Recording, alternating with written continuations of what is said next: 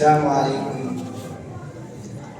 نحمده ونصلی علی رسوله الکریم اما بعد فاعوذ باللہ من الشیطان الرجیم بسم اللہ الرحمن الرحیم ومن يرتد منكم عن دينه فيمت وهو كافر فأولئك حبطت أعمالهم في الدنيا والآخرة صدق اللہ العظیم.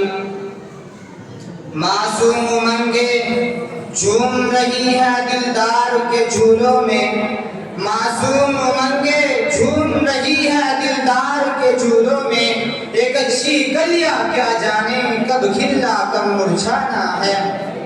توحید یہ ہے کہ خدا حشر میں کہہ دے، توحید یہ ہے کہ خدا حشر میں کہہ دے کہ بندے دو عالم سے خفا میرے لیے ہے.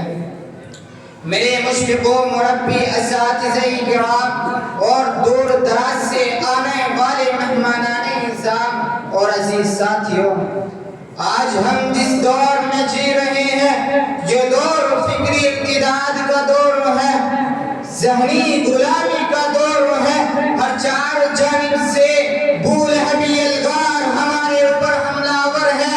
ایسا لگتا ہے کہ قوم بت پرستی پر اتر آئی، عبادت خانے سینما خانوں میں تبدیل ہوتے جا رہے ہیں. ہر طرف حق تلفی، ناانصافی، چوری، ڈکیتی اور عیاشی کا دور ہے. اگر ایک طرف جوا، تاش بازی اور لاٹری اور شراب کی محفلیں سجتی ہے تو وہیں دوسری طرف زناکاری، بدکاری، بد اخلاقی، بدتمیزی، بد تہذیبی اور عیاشی کے گلم گلٹ قائم ہے. کوئی برائی ایسی نہیں جو ہمارے اندر موجود نہ ہو. تمام پیڑ جلا کر خود اپنے ہاتھوں سے، تمام پیڑ جلا کر خود اپنے ہاتھوں سے عجیب شخص سایہ تلاش کرتا ہے. حضرات محترم، یہ تمام کی تمام برائیاں ایک طرف، لیکن اس وقت ایک فتنہ ہے جو امت کے درد سر بنا ہوا ہے. وہ فتنہ کیا ہے؟ وہ فتنہ ہے ارتداد کا فتنہ، جس کے بارے میں اللہ رب العزت نے قرآن کریم میں صاف صاف اعلان فرما دیا، وَمَن يَرْتَدِدْ مِنْكُمْ عَنْ دِينِهِ، تم میں سے جو شخص اپنے دین سے پھر گیا، فَيَمُتْ وَهُوَ كَافِرٌ، پھر کفری کی حالت میں اس کا انتقال ہو گیا، وَأُولَئِكَ حَبِطَتْ أَعْمَالُهُمْ فِي الدُّنْيَا وَالْآخِرَةِ، تو اس کے دنیا اور آخرت کے کیے ہوئے تمام اعمال ضائع ہو گئے. وَأُولَئِكَ أَصْحَابُ النَّارِ هُمْ فِيهَا خَالِدُونَ، اور وہ دوزخ میں ہمیشہ ہمیشہ رہے گا. اللہ رب العزت نے اس آیت کریمہ میں کتنی سخت وعید بیان فرمائی ہے، مگر افسوس کا مقام ہے کہ ارتداد کا یہ فتنہ ہمارے معاشرے میں بڑھتا ہی چلا جا رہا ہے. کوئی خطہ، کوئی علاقہ، کوئی جگہ ایسی نہیں جہاں سے ارتداد کی خبریں نہ آ رہی ہو. پچھلے چند سالوں کا اگر جائزہ لیا جائے تو ہزاروں نہیں بلکہ لاکھوں اشیاء منصوبہ بند سازشوں کے تحت ارتداد کا شکار ہو چکی ہے، اور اس کا سب سے زیادہ شکار ہو رہی ہے ہمارے وہ بچے، وہ بچیاں جو اسلام اور اسلامی تعلیمات سے دو سو دور ہے، جن کے ہاتھوں میں کلام اللہ کے بجائے موبائل ہے، جن کے گھروں میں دینی ماحول نہیں، دینی تعلیم حاصل کرنے کی کوئی فکر نہیں.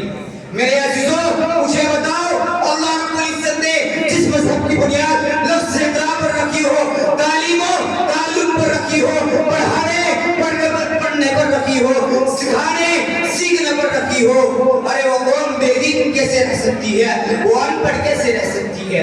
ارے تعلیم تو وہی ہے جو انسان اور حیوان میں فرق واضح کر دیتی ہے. تعلیم تو اس سے وہ ہے جو قوم و معاشرے کی ترقی کا ضامن ہے. تعلیم تو اس سے وہ ہے جو انسان کے کردار کو سنوار دیتا ہے. تعلیم تو وہی ہے جو مذہب کے مطابق جینے کا طریقہ سکھاتی ہے. تعلیم حاصل کرنا ہر مذہب میں جائز، مگر اسلام میں فرض ہے اتنی دینی تعلیم حاصل کرنا جس کے ذریعے وہ اپنے ایمان و عقیدے کا تحفظ کر سکے. الغرض تعلیم خوراک کی طرح انسان کے لیے ضروری ہے. لیکن حضرات محترم، اگر یہی تعلیم مغرب کے طرز پر ہو، ان کے اسکولوں اور کالجوں میں ہو، انہیں عقائد اور نظریات سے تعلیم کی ابتدا ہو، تو پھر ایک مومن کے لیے ارتداد کا فتنہ بن جاتی ہے. پھر یہ تعلیم نہیں بلکہ یہ ارتداد کا فتنہ ہے. اسی کو علامہ اقبال نے یوں کہا, اللہ سے کرے دور وہ تعلیم بھی فتنہ, املاک بھی, اولاد بھی, جاگیر بھی فتنہ, نہ حق کے لیے اٹھے تو شمشیر بھی فتنہ.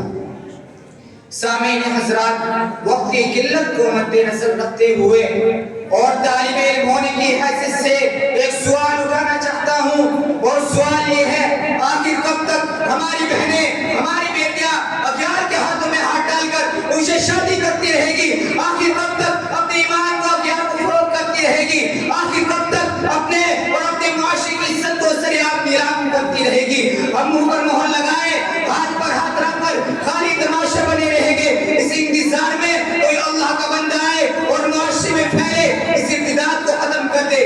اب انتظار کی گھڑیاں ختم ہو چکی ہے. دور دور تک کوئی ملح نظر نہیں آتا جو ڈوبتی ہوئی کشتی کو ساحل تک پہنچا دے. کسی شاعر نے کیا خوب کہا, طوفانوں سے آگ لگاؤ, طوفانوں سے آگ لگاؤ, سیلابوں پر وار کرو, ملاحوں کا چکر چھوڑ دو, خوددار کے دریا پار کرو. میرے قوم کے غیور نوجوانوں, اب خود میدان میں آنا ہے. خود اپنی بہنوں, اپنی بیٹیوں کی عزت کی فکر کرنی ہے, ان کی تربیت کی فکر کرنی ہے, گھر میں دینی ماحول پیدا کرنا ہے, اور مخلوق نظام تعلیم سے پرہیز کرنا ہے, اور موبائل پر کڑی نظر رکھنی ہے. یہ تمام باتیں ہیں جن پر ہمیں غور و فکر کرنی ہے.